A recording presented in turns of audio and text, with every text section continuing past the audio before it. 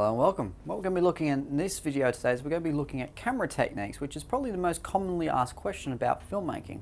And when you're analysing films and asked to refer to camera techniques, it's one of the ones that's often quite confusing. So what we're going to do is we're going to just have a look at all the basic categories of camera techniques there are out there and go through what each of them do and how you can identify them. Okay, so let's just go through the basics first. They come in three basic styles, really: distance, angles, and movement. So let's just go through each one just a little bit to give you a bit of a background, and then we'll go through each one specifically. So to start with, we've got distance. Now distance is literally that. It's just distance between the camera and the subject. So the camera and then whoever's being filmed. Now in our case here, we've got a bit of a medium shot going, which is basically me from the waist up. However, it can be something like a long shot, long way away, to a close-up. We'll go through that in a second. Angles refer to where the camera is positioned. So in terms of the angle to the subject, so whether it's down low, up high, and so on. Movement literally refers to how the camera moves. So if it's attached to something, what it's attached to, how it moves, all those things are tied into the idea of movement and how they take action in basically in the shooting. Okay, so let's have a look at some key terms first. Let's start with distance. Alright, now to start with, we've got some basically your long shot. And what your long shot is basically it shows everything on the screen. So the one at the top there of the boy and girl getting the present is basically a long shot. It shows everything around them. An extreme long shot even goes even further back than that and focuses more on the setting. So it would focus more on the park around them than it would if it was just a long shot. A medium shot, on the other hand, is like we've got now. So basically it goes from the waist up. There's not much more to really tell about a medium shot. It's more just to highlight people interacting with each other more than you would if you're doing a long shot. Long shot, you can get distracted with bits of scenery. Medium just helps to bring that a little bit closer. A close-up basically focuses on the shoulders to the head, so here up. And what they do is they help to show reaction a little bit more. And an extreme close-up, which goes even more detailed than that, is if you focus straight on my eye right now, or my mouth, or something along those lines. Something which is meaningful to show in a really, really close-up kind of way. Okay, so it's basically, those are the main things. It's either long, medium, or short. And then you would just give a respective name to it. I mean, these names vary depending on who uses them. Long shots can often be called wide shots. Close-ups can be called tight shots. It doesn't really matter as long as you've got some sort of definition which says what sort of shot it is. There are a number of different definitions in use, and you can just pick whichever one you like. Okay, let's look at angles. Now, angles is basically, as I said before, is where the camera is positioned in terms of angle to the subject. Mainly we're looking at it in terms of high and low, because it's very rarely that a camera will be shooting someone at an off angle. And that's mainly because at a certain level, it's not pointing to anywhere. It's going to be pointing directly at the subject. You don't want your camera being pointed off target, because obviously it's not going to do very much. So a high angle shot, for instance, will look down on someone. So do it in a way that it basically makes us feel more powerful.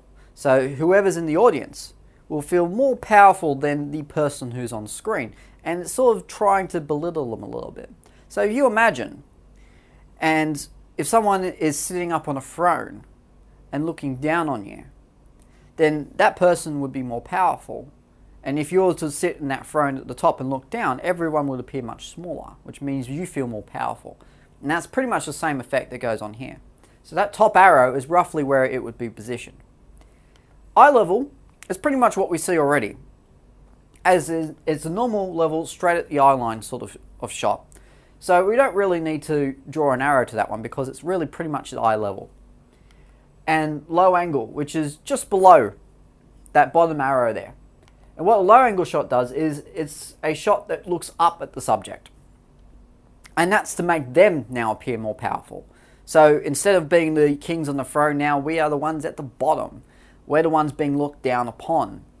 So when you're looking up at someone, again, you feel somewhat less powerful. And it's sort of basic human instinct, really, that when we look up at someone, we feel intimidated, but if we look down on someone, we feel powerful.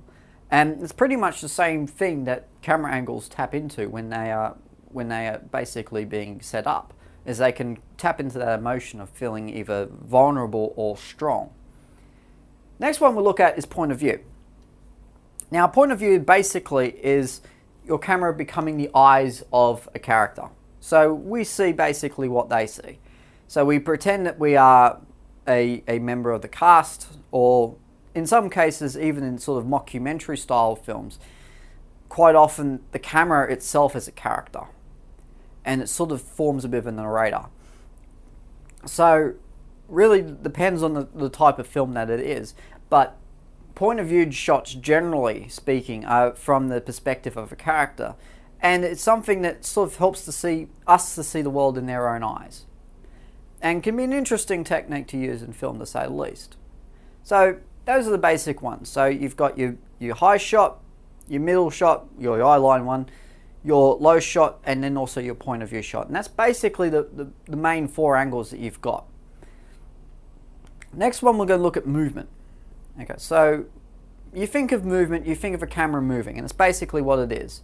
Now, there are 2 types to start with, which is pan, which is when it moves left to right or right to left, and tilt, which basically camera moves up and down. Now, the camera will stay stationary on a mounting when it does this. However, the actual camera itself will pivot, usually.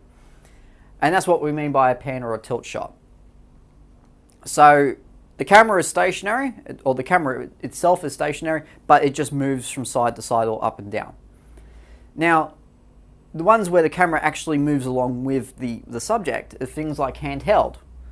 Now, handheld is basically when the cameraman is lugging the thing on his or her shoulder. And it's held by the cameraman or camerawoman, usually on the shoulder. It's usually a lot more shaky, and it helps to sort of set up a sense of movement or action. So you'll see it used a lot in particularly action movies for chase scenes. You'll see it used a lot in horror films to create this sort of climax of fear. All of those things, and to create this sort of sense of movement. So these shots are quite commonly used, and they create such a wonderful effect when you see them in editing. A tracking or a dolly shot is literally a camera on a railway. So what you've got is you've got tracks, you've got the camera sitting on a sort of a little cart, and it just runs back and forth along the rail tracks, and basically it moves a little bit quicker and a lot more stably than a handheld camera. And that's basically what it does. It creates a side-to-side effect. Now, a boom and crane shot is when the camera is attached to either a boom crane or attached to a helicopter or other moving device such as a car. And what that does is basically it helps to create a much grander sense of movement, and particularly it goes from a very long shot to a very short or close-up shot very, very easily. And these shots are really, really effectively used, particularly with crowds and having lots of people about, because it can show so much and can move around quite a lot. And literally what a crane shot is a camera attached to a crane. I know film people are very imaginative when they come up with these names. So a crane shot comes with a crane, a tracking shot comes with a track. They're fairly self-explanatory titles. Zooming in, you'll be used to using this on your camera. So camera zooms in from long shot to a close shot, or in reverse, but usually it goes from that way. Now, those are basically all the movement shots. And that's pretty much it. So you're looking at either category being movement or angle or basically a distance shot. So those are the main categories. Okay, let's move on to setup. So what are you looking at for setup? And why am I giving you this background? Well, I'll tell you for a start. Camera setups take a long time. They take a really long time. In films, they often take about 30 minutes to an hour to set up each shot. So not something's done by accident. Filming a minute and a half takes about a day. It takes a really, really long time to put a film together, particularly when you've got to move things out of the way, when you've got to coordinate extras and stunts, everything else like that. which means when directors and filmmakers and directors of photography shoot a film, they want to get it right first time. They want the camera shots to be exactly right. Now, why is that meaningful? Well, cameras are usually set up with a purpose in mind, which is basically to create shots that will best suit the meaning of a scene. So what I mean by that is when you look at how a camera is put together or put out there in a film, then basically what it's doing is it's being set up in such a way where it's trying to create a sense of meaning. So if they are having a scene where they're showing someone being angry, they want to position the camera in such a way that we can see it quite clearly that they're angry. And so in that case, it's a very deliberate action. They're not necessarily stationing it so English students can have things to talk about. Definitely not. But what it does mean is that you've got some things that you can talk about and you can go on about when you look at how they actually do create meaning. Now, the director often works very closely with someone who's called the DOP or Director of Photography. And that's to basically make sure that each shot that they film is exactly right. And that's the thing, it's the same thing. So a director is usually working in a creative capacity, whereas a director of photography is usually working in more of the technical capacity. So the difference between those two is you've got the creative, who's the director, the one who wants to see the final product being really great so he can touch his name to it, or she. Whereas a director of photography basically is someone who is just mainly concerned with getting the camera shots ready, making sure that all the framing is right and that all the camera gear and everything is working, along with obviously the camera staff and those who work with the technical side of things. Now, why are camera angles important? Okay, this is the question you're probably most asking. Why are we focusing so much on camera angles? Well, the camera is our window into the world of a film. Quite literally. When you see me now, you've got a window to this explanation for the film. So cameras are basically the heart of what it is filmmaking does, and it's pretty central to the film language process. What they choose to show and not show is a story within itself. So the way that cameras are set up is basically, it's another form of storytelling by filming things in certain ways. And it's for that reason why they're important. So they contribute greatly to the overall value of the film and also the meaning of the film as well.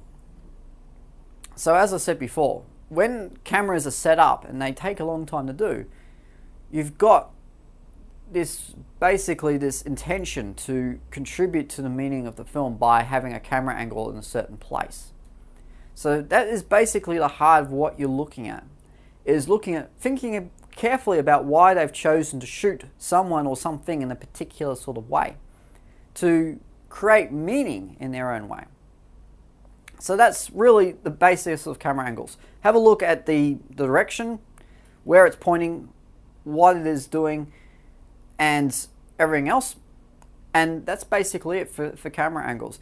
Usually there are some guides around. We have some guides as well, which will help you with the technical terms for cameras. And there are lots of different versions around. But otherwise, until next time, I'll see you later.